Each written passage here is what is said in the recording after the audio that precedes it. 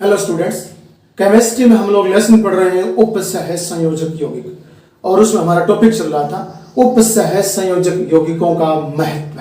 और महत्व में दो बिंदु हम पढ़ चुके हैं कि उपसहज संयोजक यौगिकों का जैव प्रणाली में उपयोग और धातु निष्कर्षण में उपयोग। अब हमारा तीसरा बिंदु इसमें होगा और ध्यान देना इंपॉर्टेंट है और ये बिंदु प्रायोगिक है अर्थात हमारे प्रैक्टिकल में शामिल है और वो है गुणात्मक विश्लेषण में।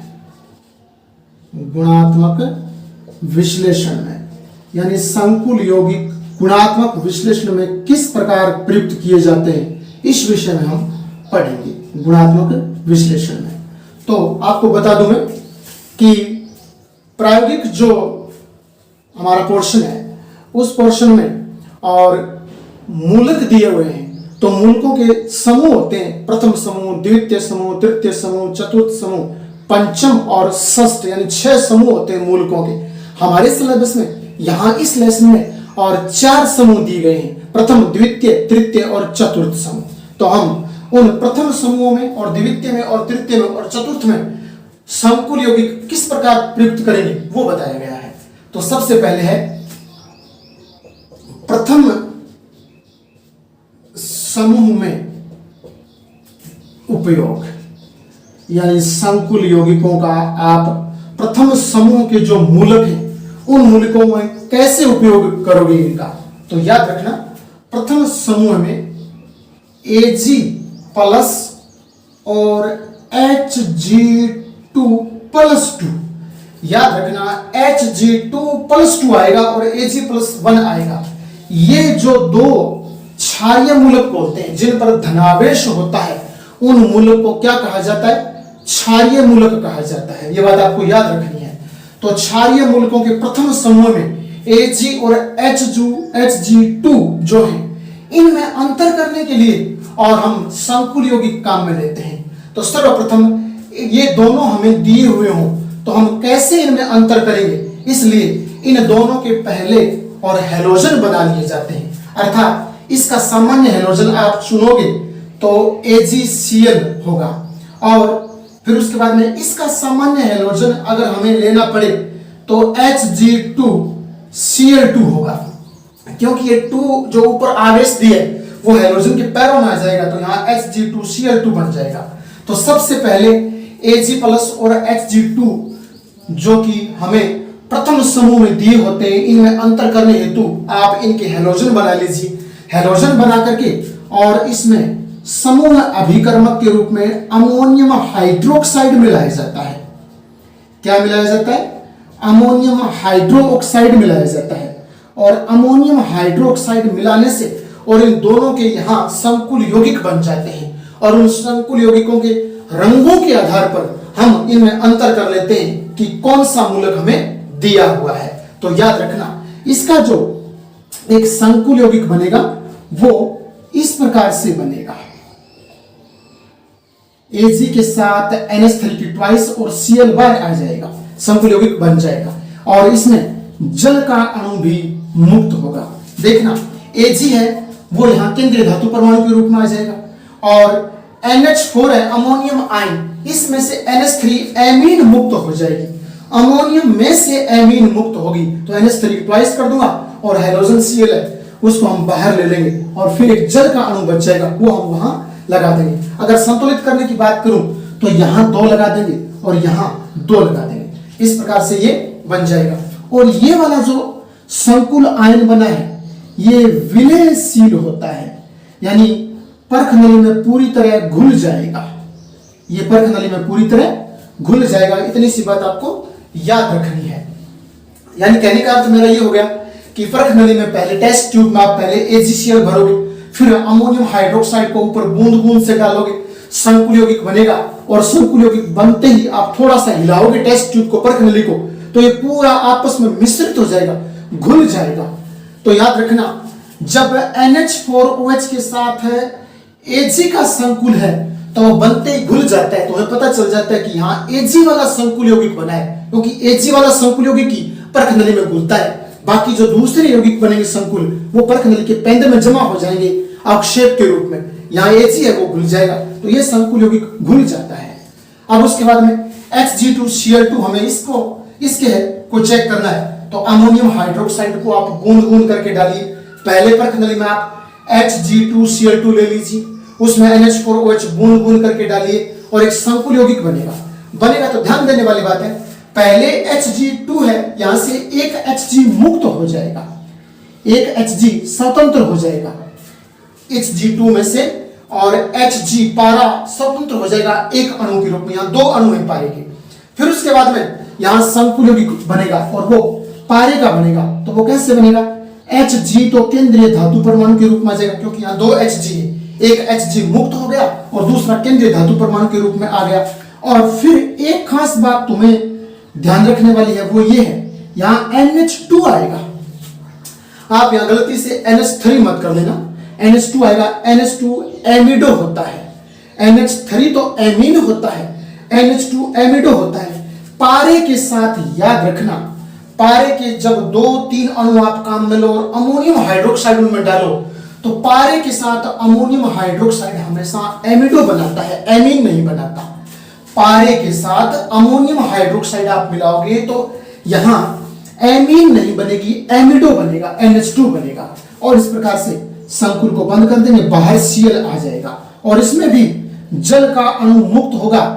और याद रखना, साइड में HCl हाइड्रोक्लोरिक अम्ल भी कुछ मात्रा में इसमें बनेगा। इतनी सी बात आपको याद रखनी है, ये पूरी की पूरी संतुलित है। अब ये वाला काला अवक्षेप बनता है। यहां ध्यान देने वाली बात कि यहां याद रखना, मरकरी के साथ जो एमिडो लगा है और बाहर हैलोजन के रूप में क्लोरो है, तो फिर ये काला अवक्षेप बनाता है। तो फिर प्रथम समूह में जब हम अंतर करेंगे, प्रथम समूह में दो मेन प्रमुख होते हैं, एक Ag+ और Hg2+2। तो फिर इन दोनों में अंतर करने के लिए बोले तो पहले इन दोनों के हैलोजन बना लेंगे, हैलोजन बना के और समूह अभिकर्मक के रूप में उसमें दोनों में बारी बारी से अमोनियम हाइड्रोक्साइड डालेंगे। तो एक में तो संकुल बनेगा AgNH3 जो कि विलयशील होगा, घुलनशील होगा। जब ये अवक्षेप बनते ही घुल जाएगा हिलाने पर, तो हमें मान के चलना है कि हमें यहाँ जो हैलोजन दिया गया है वो Ag वाला दिया गया है, सिल्वर क्लोराइड वाला दिया गया है, यहाँ पर सिल्वर क्लोराइड वाला। और जब इसमें Hg2Cl2 में अमोनियम हाइड्रोक्साइड डालेंगे तो यहाँ संकुल यौगिक तो बनेगा, लेकिन वो घुलेगा भी नहीं और वो काले अवक्षेप के रूप में बनेगा, यानी पूरी परखनली अंदर से काली हो जाएगी। तो काली हो जाए परखनली, तो याद रखना कि हमें यहाँ Hg2Cl2 दिया गया है, अर्थात जो यहाँ केंद्रीय धातु परमाणु है वो मरकरी वाला है, पारे वाला है। तो पारे का जो एमिडो के साथ संकुल यौगिक होता है वो काले अवक्षेप वाला होता है। तो इससे हमें पता चल गया कि दोनों में Ag है वो विलयशील बनाता है अवक्षेप, और Hg है वो काला अवक्षेप बनाता है। इसलिए दोनों में हम अंतर आसानी से कर लेंगे। ये हमारा प्रथम समूह है वो पूरा हुआ है। अब नेक्स्ट है सेकंड समूह में उपयोग। तो याद रखना, सेकंड समूह में Cu+2 का परीक्षण किया जाता है, यानी हमें बहुत सारे और मूलक तीर होते हैं और उनमें हमें बताना होता है कि सेकंड समूह में जो कॉपर है, तो कॉपर का परीक्षण क्या होता है, कॉपर किस प्रकार का रंग दर्शाता है, कॉपर अगर आपको दिया हो तो आप कैसे पता लगाओगे कि वो कॉपर ही है। तो Cu+2 अवस्था में और हमें कॉपर का पता लगाना होता है। तो इस हेतु कॉपर का सेकंड समूह पता लगाने के लिए आप और CuSO4 कॉपर सल्फेट एक यौगिक होता है वो ले लीजिए, और कॉपर सल्फेट लेकर के आप उसमें पोटेशियम फेरोसाइनाइड डाल लीजिए, K4FeCl6 एक सॉल्यूशन आता है पोटेशियम फेरोसाइनाइड संकुल यौगिक। और इस संकुल यौगिक को आप पोटेशियम सल्फेट में, आपके कॉपर सल्फेट में डाल दीजिए, और डालकर आप जब थोड़ा सा परखनली को हिलाओगे तो एक संकुल यौगिक बनेगा और वो कॉपर धातु उसमें बाहर की तरफ रह जाएगी। याद रखना, ये कॉपर धातु उसमें अगर आयन के रूप में रह जाती है और FeCl6 उसमें केंद्रीय धातु परमाणु के साथ Fe के रूप में यहां आ जाता है, तो FeCl6 यूं आ जाएगा और इसमें पदार्थ के रूप में K2SO4 बाहर की तरफ बच जाता है, K2SO4 बाहर की तरफ बच जाता है।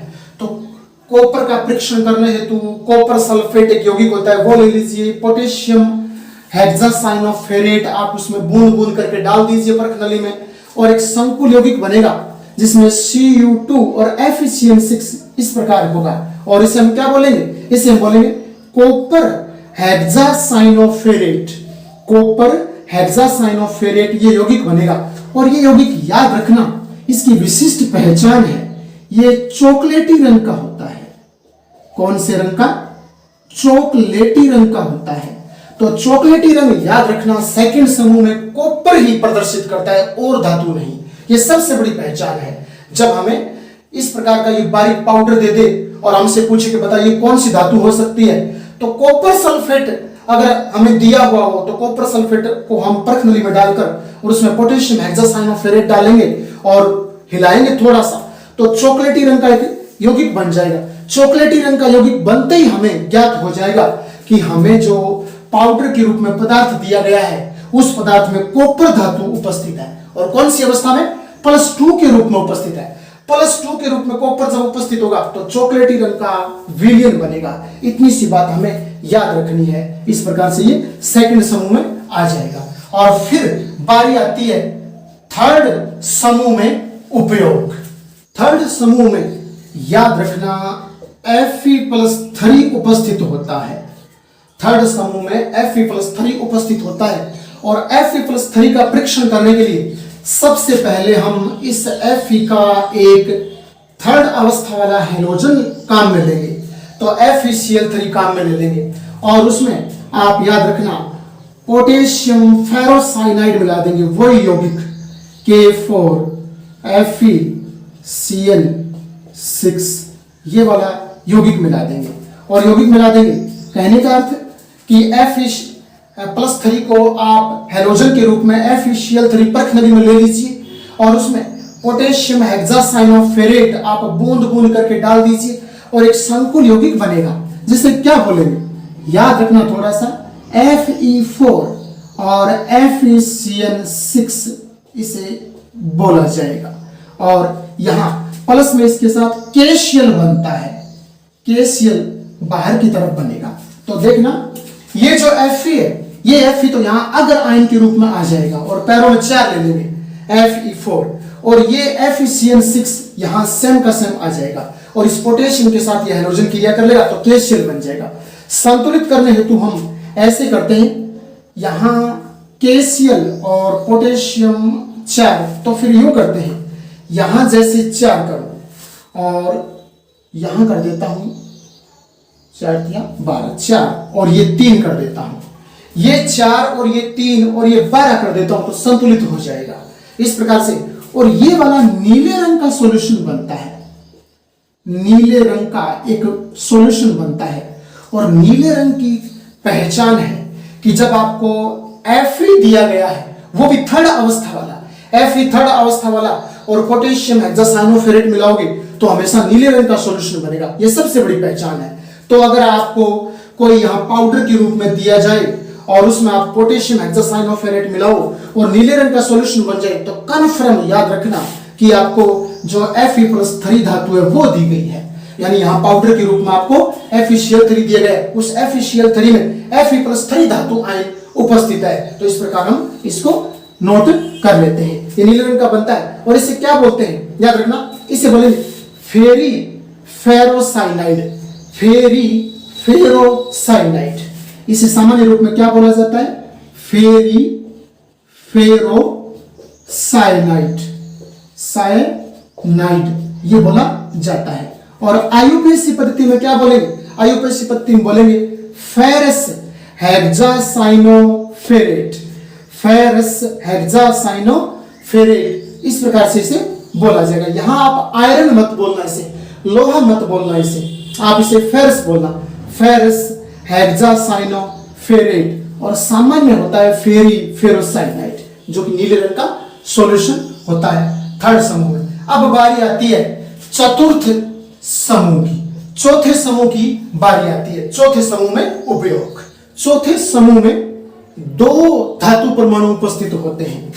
याद रखना चौथे समूह में Zn+2 होता है और Ni+2 उपस्थित होता है। Zn+2 और निकल+2 चौथे समूह में उपस्थित होते हैं। तो सबसे पहले इनका परीक्षण करने के लिए जो धातु दी गई है आप उनके हैलोजन ले लीजिए। जिंक का आप एक हैलोजन ले लीजिए और बन जाएगा ZnCl2 और ZnCl2 लेकर के आप उसमें पोटेशियम हेक्सासाइनोफेरेट डाल दीजिए। पोटेशियम हेक्सासाइनोफेरेट आप इसमें मिला दीजिए और ध्यान देने वाली बात, संकुल बनेगा यहां तो वो क्या बनेगा Zn और उसके बाद में Zn2 और FeCl6 बन जाएगा और प्लस में यहां KCl मुक्त होगा। क्या मुक्त होगा? KCl। तो अब देखिए कैसे बना। यहां ZnCl2 में Zn है, Zn तो अग्र आयन के रूप में आ जाएगा और यहां FeCl6 सेम का सेम रह जाएगा और ये पोटेशियम इस हैलोजन के साथ क्रिया करके KCl के रूप में प्लस में बाहर आ जाएगा। और आपको याद रखना है ये गहरे नीले रंग का होता है, गहरे नीले रंग का। तो मैं लिख देता हूं गहरा नीला रंग। गहरा नीला रंग आपको थोड़ा सा याद रखना है। गहरा नीला रंग का यौगिक प्राप्त होता है। इसे बोलेंगे क्या? इसे बोलेंगे जिंक हेक्सासाइनोफेरेट। जिंक हेक्सासाइनोफेरेट जो कि गहरे नीले रंग का होता है। तो परीक्षण कैसे किया जाता है? हमें चौथे समूह का परीक्षण करना है तो चौथे समूह में Zn+2 और निकल+2 उपस्थित होते हैं। सबसे पहले Zn+2 का परीक्षण करना है तो इसका बना हुआ एक हैलोजन आप ले लीजिए। जैसे ZnCl2 ले लिया, उसमें आप पोटेशियम हेक्सासाइनोफेरेट बूंद बूंद करके मिलाइए तो परख नली में एक संकुल यौगिक बनेगा और वो गहरे नीले रंग का हो जाएगा। नीले रंग का नहीं, गहरे नीले रंग का। तो गहरा नीला रंग जब पोटेशियम हेक्सासाइनोफेरेट के साथ मिले तो मान के चलना आप कि वहां धातु परमाणु के रूप में और जिंक होता है तो Zn+2 पाया जाता है। इसी प्रकार निकल की हम बात करें तो निकल में डाइमेथिल ग्लाइओक्सिन मिलाया जाता है। निकल का पहले आप हैलोजन तैयार करोगे और उस हैलोजन में डाइमेथिल ग्लाइओक्सिन मिलाया जाता है जिसकी अभिक्रिया सबसे पहले निकल धातु का 2 अवस्था वाला हैलोजन ले लीजिए। जैसे सपोज कीजिए मैं NiCl2 ले रहा हूं 2 अवस्था वाला। इसमें थोड़ी सी मात्रा में आप अमोनियम हाइड्रोक्साइड मिला लीजिए। अमोनियम हाइड्रोक्साइड मिला लिया। अब इसमें एक विशिष्ट यौगिक है DMG डाइमेथिल ग्लाइओक्सिन। DMG डाइमेथिल ग्लाइओक्सिन विशिष्ट अभिकर्मक है जिसकी सबसे अधिक दुर्गंध आती है और वो इसमें मिलाते हैं। तो DMG डाइमेथिल ग्लाइओक्सिन आप याद रखना। इस प्रकार से मैं इसका सूत्र आपके सामने लिख रहा हूं।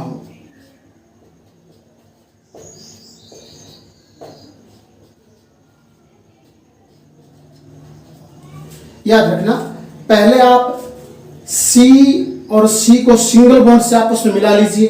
दोनों पर NOH लगा दीजिए और फिर कार्बन पर बॉन्ड पूरे करने के लिए CH3 जोड़ दीजिए। ये DMG है, डाइमेथिल ग्लाइओक्सिन है और डाइमेथिल ग्लाइओक्सिन।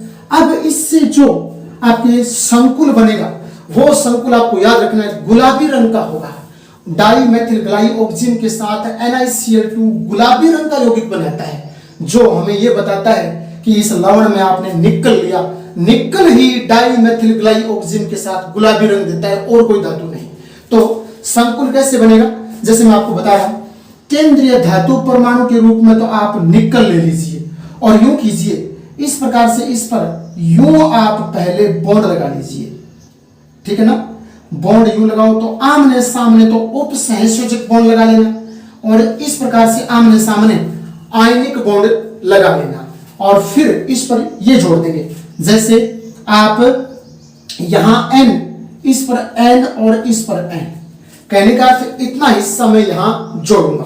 तो इतना हिस्सा जोड़ूंगा, ये वाला, ये इधर वाला इतना हिस्सा जोड़ूंगा तो N के साथ C और N के साथ C और उसके बाद में यहां कार्बन कार्बन को आपस में मिला दूंगा और यहां इसे कर दूंगा आगे CH3 और ये भी आगे हो जाएगा CH3।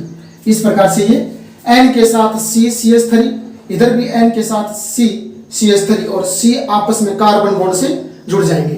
इतना हिस्सा कहने का अर्थ मैंने OH को हटाकर यहां जोड़ दिया। सेम यही हिस्सा मैं इस साइड में भी जोड़ दूंगा, ये वाला भी।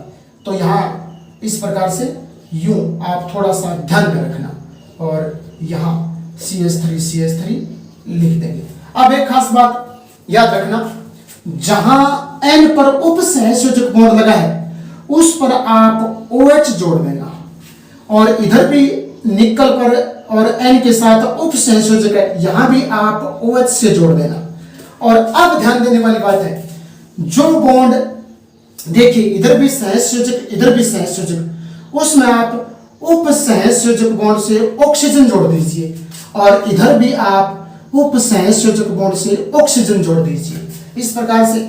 और ये हमारा एक संकुल यौगिक बन गया। ये संकुल यौगिक है जो कि गुलाबी रंग का होता है, जो कि गुलाबी रंग का होता है। और गुलाबी रंग याद रखना, DMG के साथ, डाइमेथिल ग्लाइऑक्सिन के साथ गुलाबी रंग तो केवल निकल धातु ही देती है।